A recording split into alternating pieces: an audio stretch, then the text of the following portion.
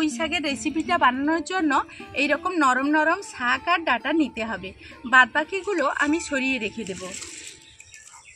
তো এই রেসিপি বানানোর জন্য আমি পুঁই শাক সহ ডাঁটা কিছুটা নিয়ে নিয়েছি নরম দেখে। এইরকম ডুমো ডুমো সাইজের আলুগুলো কেটে নিয়েছি, সঙ্গে মসুরের ডাল নিয়েছি, আদা রসুন আর একটু টমেটো কুচি, আর এদিকে নিয়েছি পেঁয়াজের কুচি। এইবার আমি বাদবাকি যে যে উপকরণগুলো আমি দেব সেগুলো তোমাদের দেখিয়ে দেব। তো চলো, এখন কিন্তু আমি যে হাতে মেখে তোমাদের মসুর ডাল আর পুঁই শাকের রেসিপি দেখাবো বলেছি, যেই পাত্রে আমি রান্না করব সেটাই আমি নিয়ে নিয়েছি। প্রথমে আমি এখানে দিয়ে দিচ্ছি একটা বড় সাইজের পেঁয়াজ, আর এই রেসিপিতে পেঁয়াজের পরিমাণটা একটু বেশি হলে রেসিপিটা খেতে খুবই ভালো লাগবে। এখন দিয়ে দেব পরিমাণ মতো লবণ, দিয়ে দিচ্ছি হলুদের গুঁড়ি,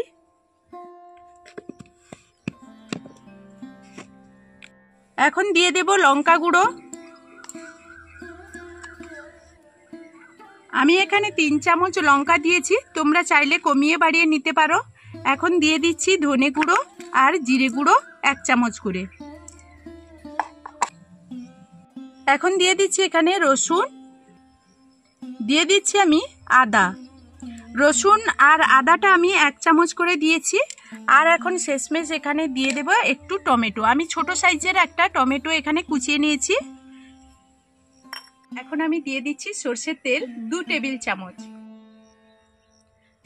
এই সবগুলো এখন খুব ভালোভাবে এইভাবে হাতে খুব ভালো করে মেখে নিতে হবে। তো এখানে এই হাত দিয়ে মাখানোর কাজটা খুব ভালো করেই করতে হবে, তাহলে ততটাই কিন্তু এই রেসিপিটা খেতে ভালো হবে।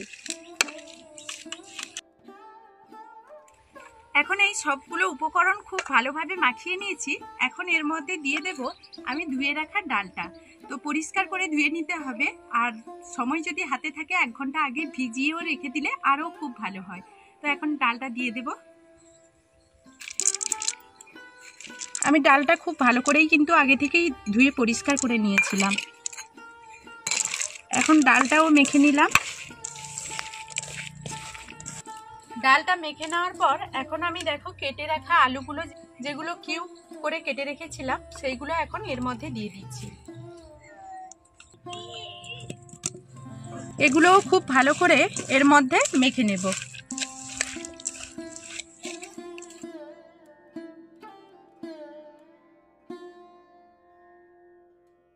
এখন সবগুলো উপকরণ খুব ভালো করেই মাখানো হয়ে গেছে। এখন আমি কেটে রাখা পুঁই শাক আর ডাঁটাটা এখানে দিয়ে দেব।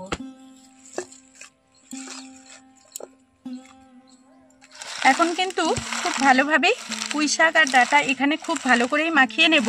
আর প্রথমেই কিন্তু অনেকগুলো মনে হবে, যেহেতু নরম নিয়েছি তো এইগুলো রান্নার পর অল্প একটু হয়ে যাবে।